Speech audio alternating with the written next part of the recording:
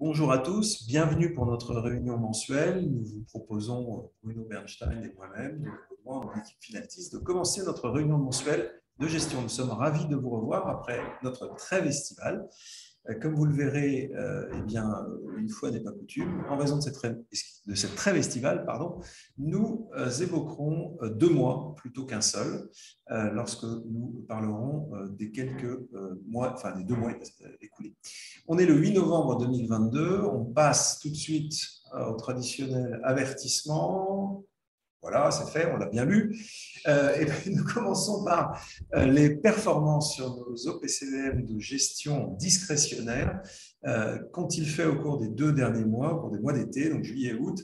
Finaltis Titan est en hausse de 4%. Finaltis Action Beta, notre fonds quantitatif, lui, est en baisse, une petite baisse de 1,4%. Finaltis Digital Leader, le fonds qui sont sur les leaders de la digitalisation de l'économie, est en hausse de 9%.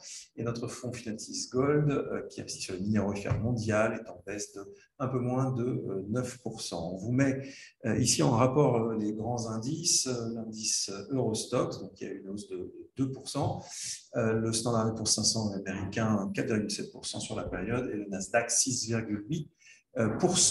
Nous restons en territoire négatif depuis le début de l'année, puisque les valeurs de croissance, qui sont au cœur de notre portefeuille, ces croissance qualitative, ont plutôt quand même souffert depuis le début de l'année. Alors, que s'est-il passé depuis le début du mois de septembre, arrêté à hier soir, une légère hausse sur Finaltis Titan de 0,10%, une légère baisse de Finaltis Efficient Beta, un fonds qui, depuis le 1er juillet, est labellisé LuxFlag ESG, 80 centimes de baisse, une petite hausse de 20 centimes de Finaltis Digital Leader et une baisse de 1,5% de Finaltis Gold, donc les mini-orifères, qui, comme assez traditionnellement, amplifient les mouvements de l'once d'or, donc à la hausse comme à la baisse, malheureusement. Donc les indices sont en ordre dispersé, puisque l'Eurostoxx est en baisse de 0,40% depuis le début du mois, le Standard & Poor's 500 en hausse de 0,6% et le Nasdaq quasi étal. Alors, si on poursuit en comparant ces performances, alors on ne va pas passer les uns après les autres les fonds dans nos univers, concentrons-nous sur l'univers le plus large, celui de l'allocation flexible monde, l'univers auquel appartient dans la base Quantalis notre fonds cœur de portefeuille Finaltis Titan. Il y a à peu près 1350 fonds dans notre univers répertoriés au 31 août 2022. Depuis le début de l'année, on est en sous-performance, ce qui, eu égard aux performances des valeurs de croissance régulière qui nous intéresse plus particulièrement, est assez logique. Ce n'est pas ce que nous réalisons sur le moyen et le long terme, année après année, a fortiori sur 5 ans analysés, où nous surperformons notre catégorie. Traditionnellement, nous commençons notre réunion mensuelle de gestion par un point de géopolitique. Nous ne pouvions pas, ce mois-ci, occulter l'énergie, et notamment l'énergie en Europe, puisqu'on a tous en tête les déclarations du président russe qui, objectivement, utilise l'énergie en l'occurrence comme une arme. Si on regarde là où nous en sommes en la matière, notamment sur le gaz, qui est au cœur du sujet, puisqu'on va le voir, la Russie, qui est le deuxième exportateur mondial de gaz, était, jusqu'il y a peu, en tout cas l'année dernière encore, avant l'invasion de l'Ukraine, en début d'année encore, le premier fournisseur de l'Union européenne de gaz.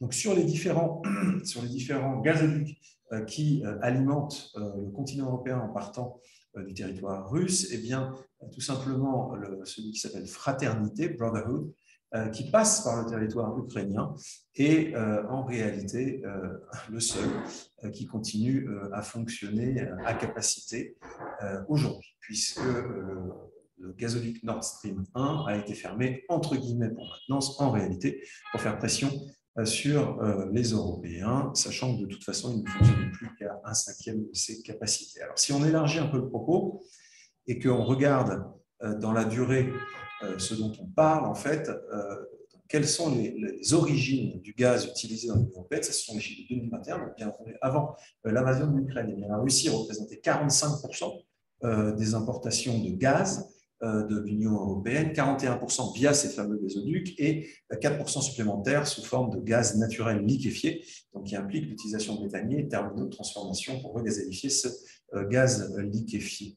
Eh bien, aujourd'hui, les chiffres ne sont plus du tout les mêmes, puisque sur ce gaz que l'Europe consomme, aujourd'hui, en septembre 2022, la Russie n'en représente plus que 9%, ce qui, si on élargit l'image à l'ensemble des sources énergétiques européennes, correspond à 3% du mix énergétique, toute énergie confondue, de l'Union européenne. Mix énergétique de l'Union que vous avez ici sous les yeux. Donc l'année dernière, enfin l'année d'avant d'ailleurs, en 2020, parce que le chiffre 2021 n'était pas encore disponible au niveau de l'Union européenne, eh bien, le gaz représentait à peu près 20% du mix énergétique européen, donc 45% du gaz russe correspondait provenant de Russie, correspondant à peu près à 10% du mix énergétique avant l'invasion de l'Ukraine. Passer de 10% à 3% en provenance de Russie, c'est déjà un effort absolument considérable de l'Union européenne, et a priori, ce n'est pas terminé, puisque l'objectif annoncé par la présidente du Conseil européen, von der Leyen, est de faire tomber à zéro, idéalement, cette provenance russe, cette provenance de fourniture par la Russie. Alors, ça ne sera pas le cas, puisque certains pays, dont la Hongrie, ont choisi de faire cavalier seul et de négocier, ce qui réjouit évidemment Vladimir Poutine et ses équipes, de négocier directement à la Russie pour sécuriser un gaz, une fourniture de gaz au profit de leur seul pays. Si on regarde plus spécifiquement au niveau de la France, le mix énergétique est très différent, puisqu'on sait, la France, par son histoire et ses plans datant largement de l'époque de Gaulle, ont permis de mettre en place le deuxième parc nucléaire au monde, après les États-Unis, puisque la France dispose de 56 centrales nucléaires. Et l'année dernière encore, donc sur les chiffres de RTE, eh bien ce nucléaire représentait 69% en moyenne sur l'année de notre mix énergétique, le gaz ne représentant entre guillemets que un peu plus de 6%. Si on regarde très concrètement ce nucléaire, qui est donc absolument central, on comprend la nervosité dont font preuve nos gouvernants, parce qu'ils, simplement comme tout le monde, ils constatent qu'on a un petit problème sur ce pan nucléaire de notre mix énergétique. Pourquoi? Eh bien parce qu'en théorie, ces 56 réacteurs ont une capacité quotidienne de fournir un peu plus de 61 gigawattheures, mais leur capacité réelle est très inférieure. Pourquoi? Parce qu'il y a 31 réacteurs qui sont à l'arrêt pour maintenance. Enfin, pour deux raisons. D'abord parce qu'on a fait une grosse bêtise, et d'ailleurs une commission d'enquête du Parlement va être montée pour comprendre pourquoi on a pu prendre une décision qui s'avère aujourd'hui aussi stupide. Eh bien, c'est la loi de 2015 qui visait à fermer 14 centrales à l'horizon 2025, ce qui a bien entendu conduit naturellement EDF à d'une part se conformer à cette loi et d'autre part à réduire la maintenance puisqu'on ne va pas investir sur quelque chose qu'on va fermer. Donc aujourd'hui, alors qu'on s'aperçoit que c'est absolument clé de réactiver les centrales, eh bien on a un grand retard. Et ce retard a été accru encore par une maintenance qui elle-même a été encore plus réduite pendant la période du Covid. Bon, on sait tous aujourd'hui que le président d'EDF va sauter, puisqu'il est en train d'expliquer qu'en réalité, ce sont nos dirigeants actuels qui étaient déjà, pour beaucoup d'entre eux, dont le premier au pouvoir à l'époque, qui avaient pris cette décision qui s'avère aujourd'hui funeste. C'est beaucoup plus facile d'aller flinguer, pardonnez-moi l'expression, le messager que de trouver les vrais responsables. Donc la réalité de notre capacité de fourniture d'énergie nucléaire aujourd'hui, instantanément, à avant-hier, exactement à lundi dernier, elle était de moins de la moitié, puisque on a une capacité quotidienne de 23,6 gigawatts d'énergie de provenance nucléaire. EDF a pris l'engagement de réactiver un maximum de ces réacteurs qui sont en maintenance d'ici cet hiver, et notamment plus précisément d'ici janvier. En principe, 51 gigawatts de puissance quotidienne devraient être disponibles en janvier 2023. Voilà. Aujourd'hui, nous sommes importateurs nets d'électricité en provenance du reste de l'Union européenne. Dit autrement, puisqu'on a raté notre planification de maintenance, pour des raisons sur lesquelles je ne vais pas revenir, eh bien, on doit acheter 8,8 gigawatts quotidiens aujourd'hui, qui proviennent de quoi? Tout simplement du charbon. Voilà, donc d'usines qui sont à l'étranger et qui fabriquent qui fonctionnent à partir du charbon. Donc c'est une aberration. Mais on va la corriger très très vite. Donc l'été a été chaud, hein, les mois de juillet et d'août ont été chauds, non seulement parce qu'on a connu une canicule sur le territoire français et sur bien d'autres, mais également parce que dans notre métier, quelles que soient les classes d'actifs qu'on regarde, il s'est quand même passé énormément de choses. Si on regarde les grands marchés des obligations, et notamment le marché des obligations d'État, on a commencé à avoir une première phase où il y a eu une baisse, une belle détente, avec environ 100 points de base, bon, un peu moins sur le 10 ans allemand, mais d'une manière générale, c'est la même magnitude, une centaine de points de base de détente jusqu'à fin juillet, mi-août, et puis on a repris ce terrain dans l'autre sens. Voilà, donc une tension d'à peu près 100 points de base, vous voyez, sur à peu près toutes les courbes des taux souverains, on parle de l'Italie, des États-Unis, de la France ou de l'Allemagne. Si on regarde une autre classe d'actifs, la classe d'actifs composite des matières premières, donc on parle des matières premières énergétiques, ici on fait figurer le crude, qu'on parle des matières, des métaux, là ici on fait figurer l'or, ou des softs, ici on figurait le marché du blé, eh bien on a connu un été où il s'est quand même passé pas mal de choses. Alors, si on prend l'or, par exemple, on a eu une baisse, l'once d'or passant de 1850 autour à 1000, un peu en dessous de 1700 dollars l'once, remontant à 1800 et aujourd'hui redescendant très significativement plus bas, autour de 1700 dollars l'once aussi. Si on parle plus spécifiquement du marché des actions, merci Denis. Donc sur le marché des actions, ça a bougé aussi énormément. Comme chacun sait, il ne se passe rien en juillet et en août. C'est pour ça qu'un certain nombre d'investisseurs ont liquidé leur portefeuille en juin. Nous, on vous l'expliquera à nombreuses reprises pendant cette présentation. On pense qu'il ne faut pas faire de macro-trading en ce moment, tant il y a d'incertitudes dans le marché au niveau politique, économique, etc. Et donc, dans l'indifférence absolue est né un rallye très puissant qui a démarré dans les tout premiers jours de juillet et qui a duré 6 semaines jusqu'à mi-août. Ensuite, le marché a perdu du momentum pour réellement baisser plus fortement pour des raisons qu'on vous donnera par la suite. Donc, ça a bougé sur les actions, ça a bougé sur les indices sectoriels. On s'est souvent retrouvé cet été dans le cas où les premiers sont devenus les derniers. Je pense à des secteurs qui avaient très très bien tenu depuis le début de l'année, comme les télécoms, qui ont passé un très mauvais été, et des secteurs qui avaient beaucoup souffert depuis le début de l'année, comme les biens de consommation ou l'énergie. L'énergie a très bien fonctionné depuis le début de l'année et même pendant l'été.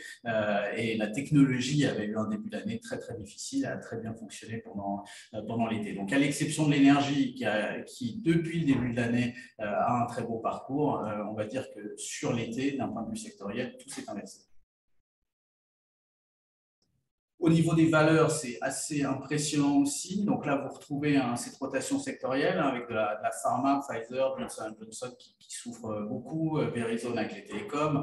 L'or, on l'a dit, les leaders ont amplifié la baisse de l'or. Et puis, un très bon parcours pour beaucoup de valeurs technologiques. Si on avait fait cet arrêté à fin juillet, ou à mi-août, encore mieux, on aurait eu des chiffres beaucoup plus impressionnants sur les Tesla, Disney ou Amazon, mais même sur les 2 mois, vous voyez qu'il en reste un peu. Alors, un petit mot quand même sur PayPal, qui a été un dossier très très lourd en début d'année. On a mis la petite tête de Paul Singer en petit, mais c'est un immense investisseur.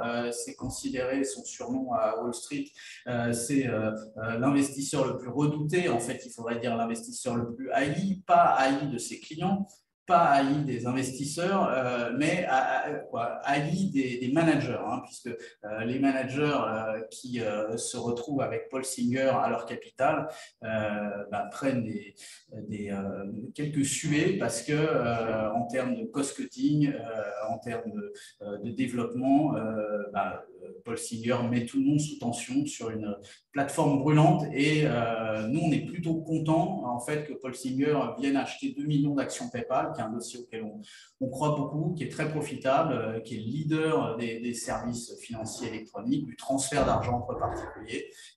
Voilà, et son mérite d'investisseur est reconnu, c'est tout simple, il suffit de regarder ses AUM, 50 milliards de dollars sous gestion, une fortune personnelle de 5 milliards, alors qu'il avait démarré sa carrière avec un petit million d'euros d'actifs sous gestion en 1980. Voilà, donc Netflix, Tesla, tous ces titres ont aussi très bien fonctionné alors qu'ils avaient eu un premier semestre très difficile.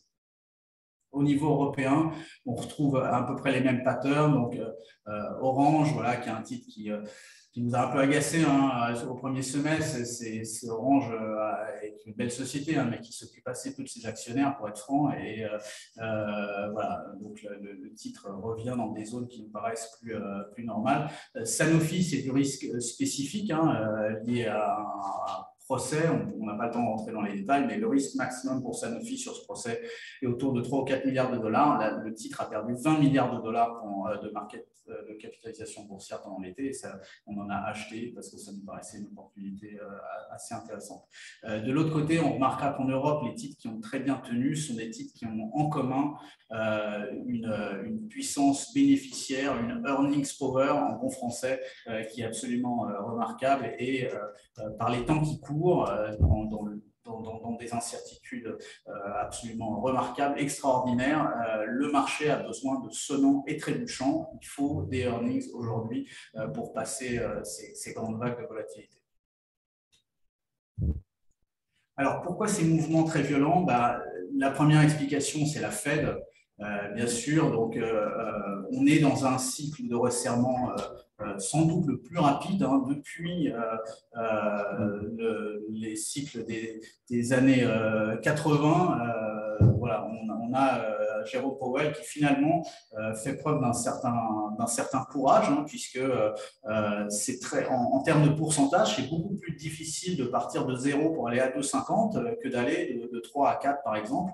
Et vous voyez que la pente avec laquelle Jérôme Powell a resserré la vis aux États-Unis, quasiment 225 BP depuis mars, et c'est pas fini, puisque dans une dizaine de jours, on va sans doute se reprendre 50 BP. C'est un mouvement qui était nécessaire. Donc on a dit beaucoup de mal chez Finatis des banquiers centraux, notamment dans leur minimisation du problème sur l'inflation, le déni de l'inflation pendant des mois. Là, il faut reconnaître qu'il a pris le taureau par les cornes et que ça avance assez vite. Donc, les taux s'étaient pas mal détendus, comme vous l'a montré Denis, jusqu'au 15 août. Ça s'est beaucoup resserré par la suite et l'explication, surtout à partir du 26 août. Et le 26 août, il y a eu ce discours de 8 minutes de Jérôme Powell à Jackson Hole, 8 minutes pendant lesquelles il a été, on va dire, assez droit dans ses bottes et surtout, il a prononcé 45 fois le mot inflation en 8 minutes. Un record, on dirait du Eminem. Il a été très très vite pour prononcer le plus possible de fois le mot inflation et donc ça a détruit quelques trilliards de capitalisation boursière le jour même. C'était le 26 pour ceux qui avaient le nez sur les écrans. On a démarré le week-end un peu sous pression parce que ce vendredi était assez noir. Voilà. Donc on a aussi beaucoup, au-delà de la Fed et des incertitudes monétaires, on a beaucoup d'autres incertitudes devant nous. Alors, effectivement, on a tous en tête un certain nombre de points d'incertitude, on va y revenir. Et dans notre propos, Bruno et moi, dans la suite de cette présentation, essayerons de vous proposer non pas un point de certitude, mais une manière de réduire certaines des incertitudes pour trouver quelques points sur lesquels on puisse s'appuyer. Alors, les incertitudes qu'on a tous en tête, incertitudes politiques, avec très prochainement en Europe, au sein de l'Union européenne, des élections générales en Italie le 25 septembre prochain, qui, si on en croit les sondages d'opinion, devrait voir la victoire de la coalition emmenée par Giorgia Meloni, donc la dirigeante du mouvement Frères d'Italie, et de ses alliés, Berlusconi, centre droit, et la Ligue du Nord de Matteo Salvini. Bon, alors, les médias en France en rajoutent beaucoup. Giorgia Meloni n'est pas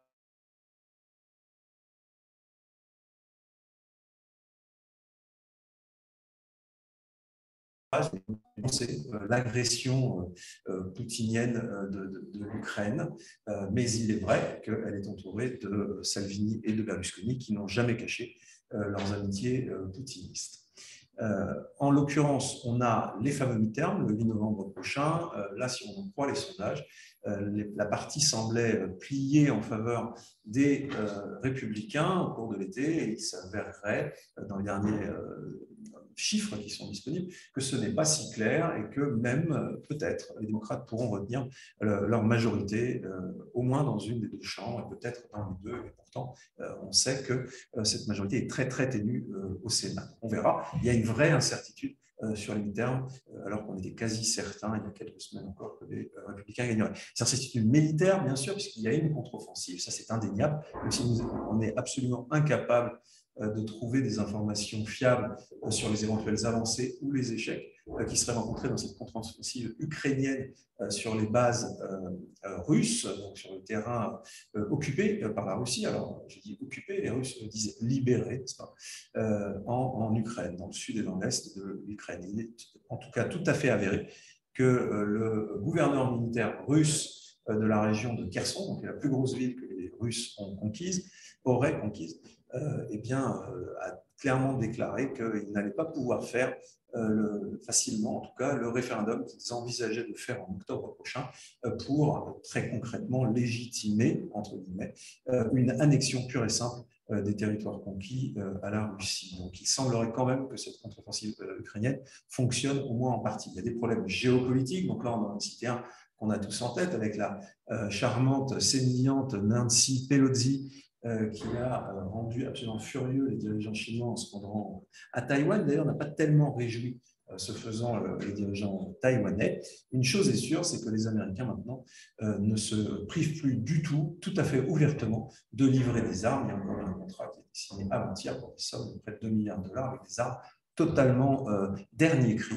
que les Américains livrent à Taïwan. Bon, des risques, également des incertitudes sanitaires, évidemment. Le Covid, ce n'est pas terminé, ce n'est pas du tout terminé, et ça ne sera pas terminé d'un point de vue sanitaire, c'est certain, et d'un point de vue politique, certainement pas, tant que le symposium du Parti communiste chinois, qui consacrera Xi officiellement, selon les définitions reconnues comme dictateur, puisqu'il refuse de quitter le pouvoir, alors qu'en principe, il devrait quitter le pouvoir après 2 mandats. Là, il devrait être confirmé pour un 3e mandat en Chine, et puis on a évidemment donc l'affection du singe, la variole du singe, qui pourrait éventuellement menacer également, d'un point de vue sanitaire, les humains. Bon. Donc, des risques énergétiques qui sont largement liés à la problématique militaire et au choix fait par le régime de Poutine de transformer tout cela en armes, en tout cas en moyen de pression. Ça, c'était déjà le cas et ça l'a toujours été, mais en revanche, en armes, c'est un peu plus récent. Et puis, le jeu qu'ont un certain nombre de pays, Algérie ou Arabie Saoudite d'ailleurs, d'amplifier ou au contraire d'amortir l'impact de ces problèmes. Et puis évidemment, on a énormément d'incertitudes économiques, avec, on nous l'a dit, le mot inflation qui revient, et un mot qui revient qui commence à apparaître de plus en plus, qui est celui tout simplement de, alors pudiquement ralentissement, et un peu moins pudiquement récession.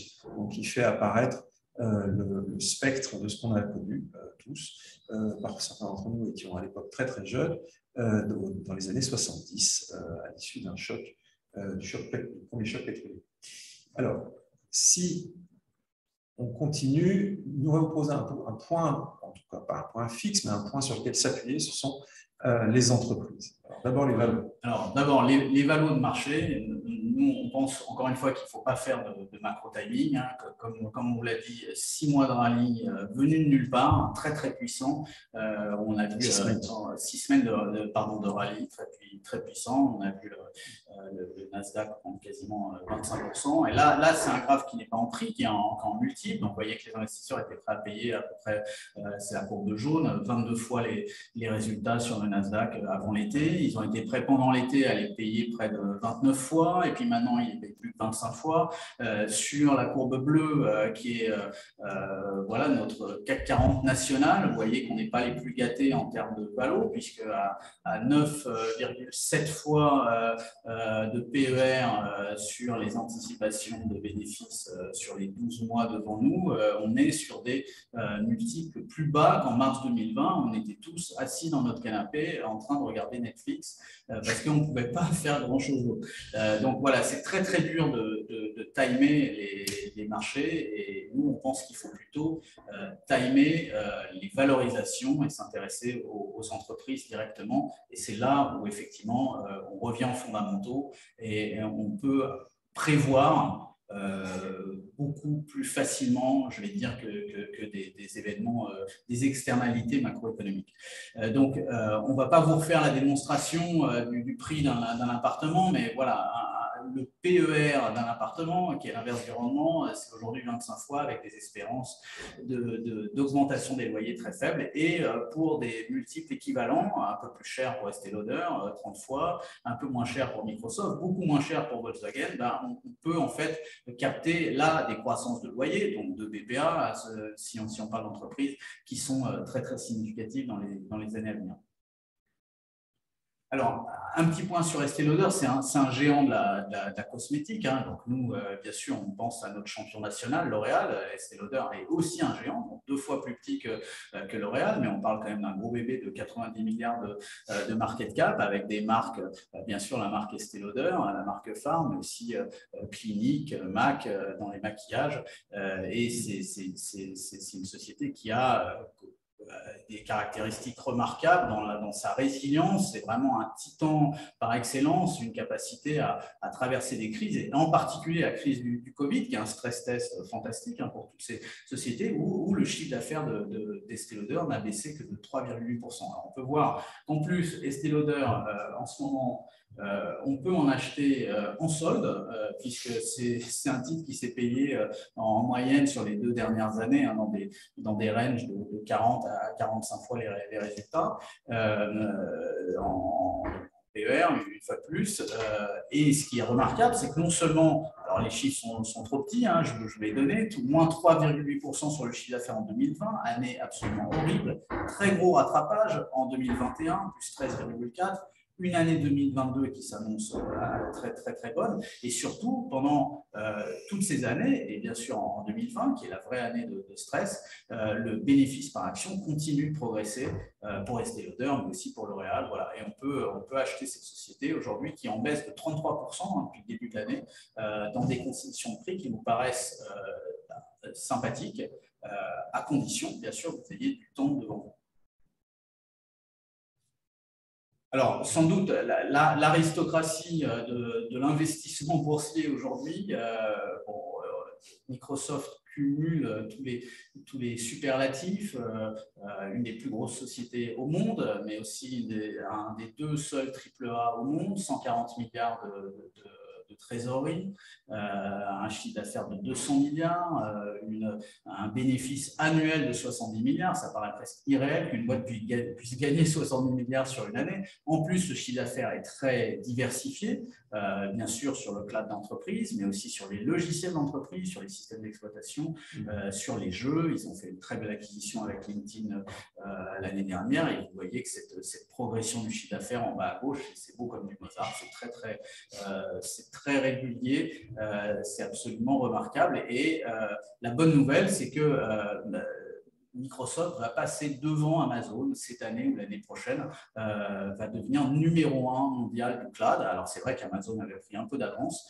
mais Amazon n'a pas cet avantage incroyable qu'a Microsoft, c'est d'être sur votre ordinateur, vous arrivez au bureau, vous ouvrez votre PC, il y a Windows qui tourne et probablement Office 365, et ça permet à Microsoft en fait de vous emmener sur le cloud, et c'est pour ça, essentiellement pour ça qu'ils vont devenir numéro 1 du cloud.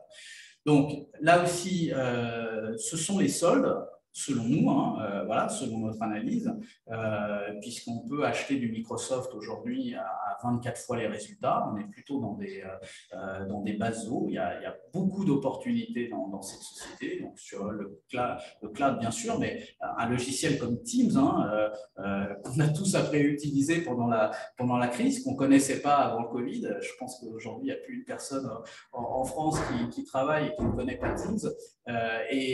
Teams, c'est c'est vu comme une opportunité à 85 milliards de dollars. Pourquoi je vous donne ce chiffre? C'est parce que Zoom, le grand leader du marché, a vu son cours divisé par 6 depuis les plus hauts. Ça valait 580 dollars, ça en vaut 79.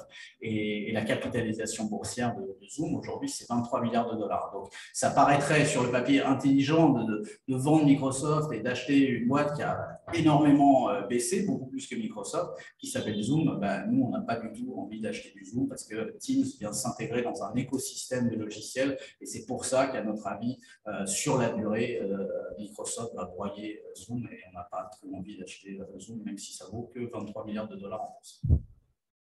Et la dernière, Volkswagen, donc c'est nous, sur l'automobile, c'est assez rapide. Il y a 2 constructeurs qui trouvent grâce à nos yeux. Volkswagen, parce que ça va devenir le premier constructeur de voitures électriques à l'horizon 2025, parce qu'on pense qu'ils ont la trésorerie et le sérieux pour arriver à gérer ces virages électriques et les investissements qui vont avec. L'autre constructeur, c'est Tesla, on en a souvent parlé. Alors, pourquoi on s'intéresse particulièrement à Volkswagen? C'est parce que lundi soir, on a appris une très bonne nouvelle. Ils veulent mettre Porsche en bourse. Le prix de Volkswagen aujourd'hui en bourse, c'est 85 milliards. Et l'IPO de Porsche, qui appartient à Volkswagen, pourrait sortir sur une capitalisation boursière entre 60 et 80 milliards, ce qui veut dire que ça rajouterait beaucoup de valeur pour les actionnaires Volkswagen. Et une petite musique agréable à nos oreilles quand le groupe Volkswagen nous dit que le produit de cette cession sera distribué aux actionnaires sous forme d'un dividende exceptionnel au premier trimestre de l'année 2023. Voilà, donc ça nous paraît une bonne idée. Et sur la slide suivante, vous allez pouvoir voir la valorisation de Volkswagen. Là aussi, on est dans des bases. Alors, ça s'explique. On n'est pas en train de dire que le marché est stupide. Volkswagen a baissé aussi pour des bonnes raisons, mais on considère, selon notre analyse toujours, si vous avez du temps devant vous, on considère qu'accumuler une petite Volkswagen sur ces niveaux-là, surtout dans la perspective de l'IPO de Porsche, est sans doute une bonne idée. Alors, passons à présent à chacun des fonds. On va en revoir 3 ensemble, donc les 3 fonds de gestion discrétionnaire. D'abord Finatis Titan, ensuite nous parlerons de Finatis Digital Leader et nous terminerons par Finatis Gold, le fonds de minière Welfare. Finatis Titan est un fonds flexible investissant dans des actions dans le monde entier, essentiellement aux États-Unis et en Europe. Il est classé CDR8 puisque nous intégrons les critères extra-financiers dans cette gestion. On se concentre sur les valeurs qui ont démontré des capacités de croissance avec une bonne visibilité quant à leur futur et qui ont démontré, encore une fois, leur capacité à résister aux crises, non seulement parce qu'elles sont bien gérées, mais également parce qu'elles ont des bilans extrêmement solides. Alors, qu'avons-nous fait au cours des 2 mois passés, Bruno? Alors, on ne fait pas de macro-trading, on vous l'a dit chez Finatis, on fait du timing et du trading sur les valeurs. Et aujourd'hui, notre axe est clairement acheteur, puisqu'on vous a donné 3 exemples, on aurait pu vous en donner plus. Il y a aujourd'hui beaucoup de très belles entreprises capables de résister à des chocs, à des externalités macroéconomiques comme celles qu'on vit, ou politiques comme celles qu'on vit en ce moment, et qui l'ont prouvé dans le passé. Et donc, nous, de manière assez basique, si on trouve des belles entreprises à des prix très corrects, c'est le mandat, c'est au cœur du mandat de Finatis Titan, et on achète ces entreprises. C'est pour ça qu'on a une exposition assez élevée. En face de cette exposition assez élevée, on a pu acheter pas mal de foot, puisque la volatilité est assez basse. Finalement, c'est assez paradoxal. On est dans une année boursière assez agitée, mais où la volatilité monte très peu. Donc voilà, notre position, c'est long, voire très long sur les actions de très grande qualité, avec des puts en cas d'une externalité très violente qui verrait le marché baisser très vite et très fort. Seul moyen pour gagner vraiment de l'argent sur des puts en dehors de la monnaie. On peut laisser passer la volatilité, mais la volatilité est basse et la volatilité de la volatilité est particulièrement basse. Donc, qu'avons-nous fait cet été? On s'est renforcé sur une très belle foncière. En France, on pense que les foncières, c'est que l'immobilier commercial. En Allemagne, on a ce géant qui possède 530 000 appartements en Allemagne, en Autriche principalement, qui s'appelle Vonovia, qui a un dossier qu'on connaît bien et sur lequel on est… Déjà, les actions, c'est un titre de propriété. Et là, c'est un titre de propriété sur 530 000 propriétés, et qui nous paraît être c'est un pari un peu contrariant par rapport à ce qui se passe sur les taux d'intérêt, mais Columbia a beaucoup baissé.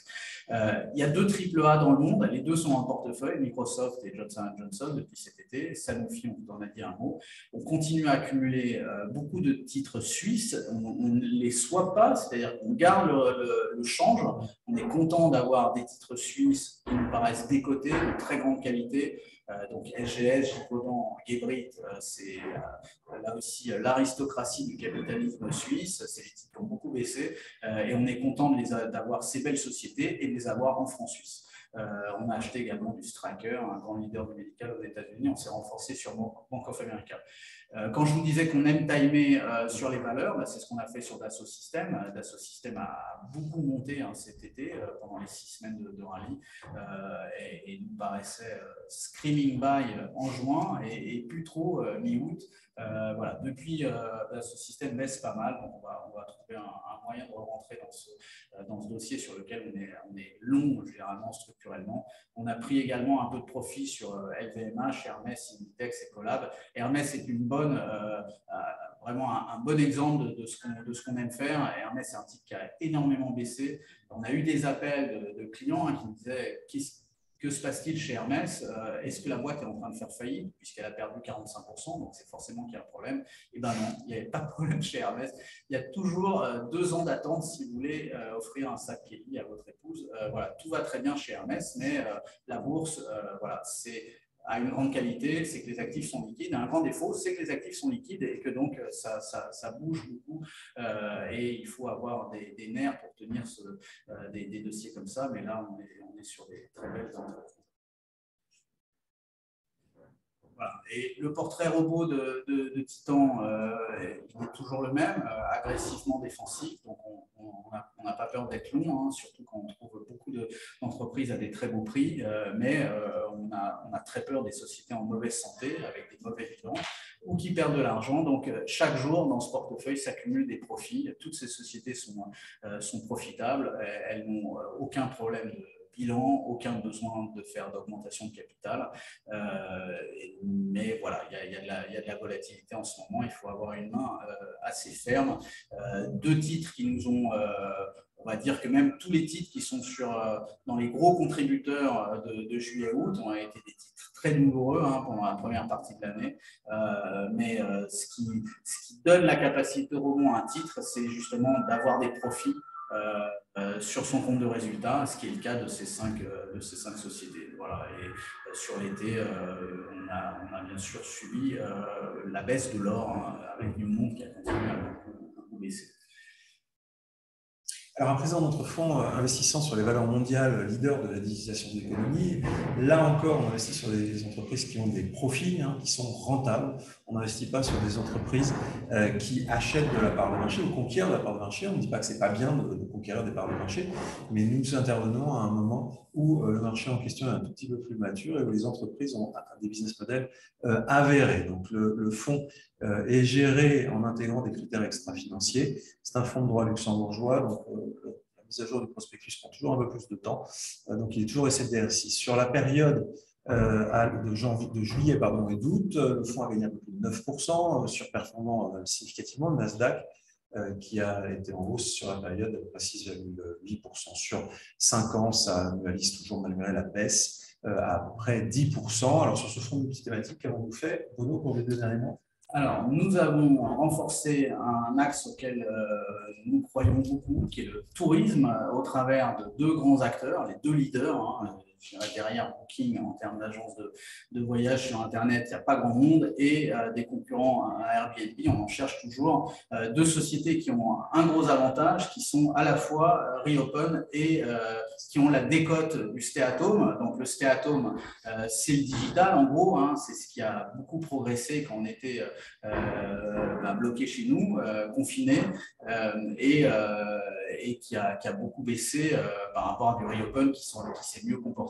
Ce qui est intéressant sur ces 2 dossiers, c'est que vous avez la décote du stéatome, puisque c'est des valeurs digitales qui sont un peu emportées à la baisse par le Nasdaq. Et pourtant, c'est vraiment deux dossiers de Riopod, parce que si on va passer du temps sur Airbnb et Booking, c'est pour sortir de chez soi. Et je vous invite à regarder le compte de résultat de ces deux sociétés. Alors, ne parlez pas de Booking si vous avez un ami qui fait de l'hôtellerie, parce qu'il va devenir tout rouge, il va s'énerver. Il y a beaucoup de marge qui part chez Booking. Mais bon, voilà, la propriété du client, ça a de la valeur.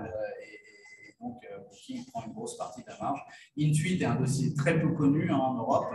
Pourtant, c'est un titre énorme, 120 milliards de market cap. On serait dans les toutes premières places du CAC 40 si c'était une valeur française. Et ce sont des logiciels de comptabilité pour les PME aux États-Unis. Et c'est un business sous base sur système de licence, donc qui offre beaucoup de récurrence et de visibilité. Et Intuit a beaucoup baissé en bourse. On a pris nos profits sur Visa, qui avait très bien tenu cet été, et on a écrété un peu de Schwab et d'Apple. Le portrait robot, effectivement, c'est que du digital, mais c'est diversifié. Donc, on a différents niveaux de risque aussi. On a des dossiers avec un peu plus de bêta et d'agressivité, hein, comme Adobe ou Meta dans les 10 premières positions. Mais on a aussi des piliers du portefeuille comme TSMC, Microsoft. La grande particularité de Digital Leader, c'est qu'on ne met pas Microsoft ou Alphabet à leur poids dans la Nasdaq. Sans ça, on aurait 4 lignes énormes, Apple, Microsoft, Alphabet, etc. Et on n'aurait pas beaucoup de place pour investir le reste. Donc, on veut faire de la gestion, on veut vous offrir un portefeuille diversifié. Donc, on capte les Microsoft et Alphabet de ce monde à 4%, ce qui nous laisse de la place pour développer d'autres paris. Voilà, on retrouve PayPal et Netflix, hein, qui sont deux titans, qui ont aussi aidé. D'ailleurs, les 5 à gauche sont des titans. Hein, donc, ça a été des grosses contributions sur Digital Leader et également sur Titan, même si dans Titan, il y a plus de 25% de valeur digitale. De l'autre côté, on a souffert un petit peu sur Alibaba, Palantir et Salesforce qui avaient annoncé des résultats un peu moins bons qu'attendus. Bien, finissons et consacrons nos 3 dernières minutes au fonds dont Finaltis assure la gestion depuis le 8 novembre l'année dernière, qui s'appelle, alors c'est son surnom, Finaltis Gold, puisque juridiquement, c'est toujours un fonds qui s'appelle Landolt Investment Luxembourg Gold, et qui est en cours de transfert, de fusion-absorption.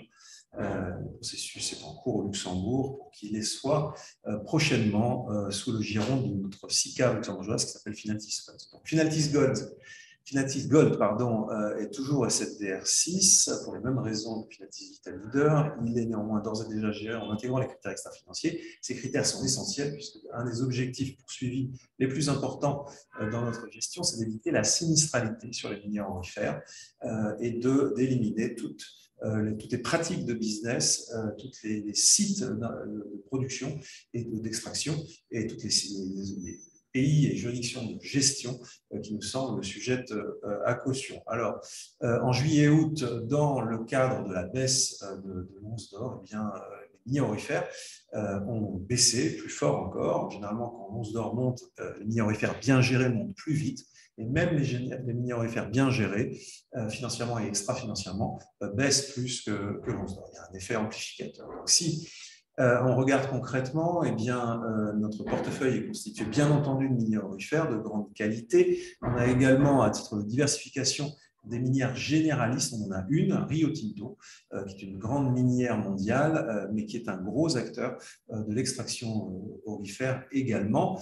On a une diversification dans le portefeuille avec d'autres minières de métaux précieux, notamment des minières argentifères comme Pan American Silver ou des minières qui font de l'extraction de palladium, de platine. Géographiquement, pas de surprise, l'Amérique du Nord est très représentée dans le portefeuille puisque les 2 tiers du portefeuille sont essentiellement au Canada et accessoirement aux États-Unis, et on a bien entendu l'Australie qui est également très représentée. Aucune juridiction sujette à caution, je le répète, tant sur la pratique d'extraction que sur le site de direction.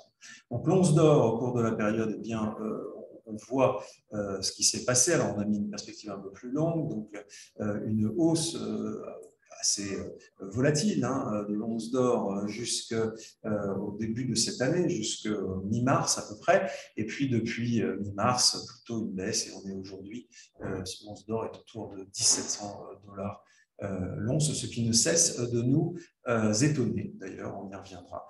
Finaltis Gold amplifie ce mouvement. Donc, on n'a pas pu s'empêcher, puisque pendant longtemps, on nous a beaucoup questionné sur l'absence de Bitcoin ou de recommandations sur le Bitcoin ou d'une manière générale sur les crypto-monnaies, ce qui ne veut pas dire qu'on n'est pas intéressé par les technologies sous-jacentes, et notamment la blockchain. On est très investi dans Finaltis Digital Leader et pas mal investi à travers Titan dans la technologie blockchain à laquelle on croit énormément. En revanche, on est beaucoup plus dubitatif comme outil d'investissement. Les spéculations, c'est une autre question et ce n'est pas notre métier, mais comme outil d'investissement, les crypto-monnaies nous paraissent beaucoup plus questionnables. Et même si l'or est très volatile, on l'a vu, eh bien cette volatilité sur un graphe comparatif à Bitcoin est complètement écrasée, puisque le Bitcoin n'est pas volatile, il est juste explosif. Et malheureusement, là, cette explosivité, après s'être exprimée un peu à la hausse, est en train de s'exprimer significativement à la baisse. Et on a effectivement beaucoup moins de questions quant à l'intérêt d'investir sur le Bitcoin récemment.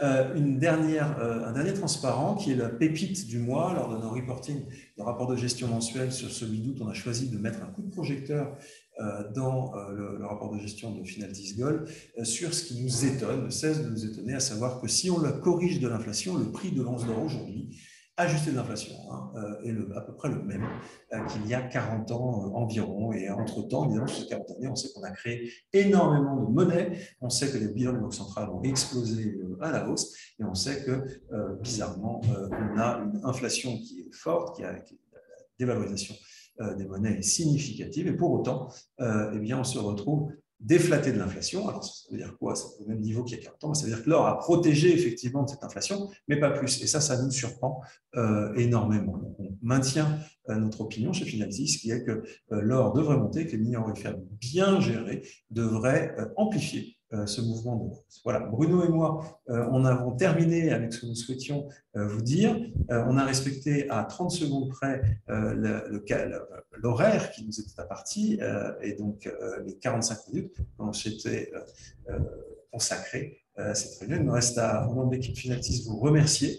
Vous remercier de votre attention, vous remercier de votre confiance. Cette vidéo est enregistrée, elle sera postée et vous pourrez la revoir si vous souhaitez, notamment revoir les chiffres que nous fournissons sur notre site Finaltis, sur notre chaîne YouTube. N'hésitez pas à liker, comme on dit, n'est-ce pas, sur notre chaîne YouTube. Et nous posterons également un message sur LinkedIn vous permettant de revoir cette vidéo. Merci beaucoup et on se retrouve le deuxième jeudi d'octobre pour notre prochaine réunion mensuelle. Merci. À bientôt.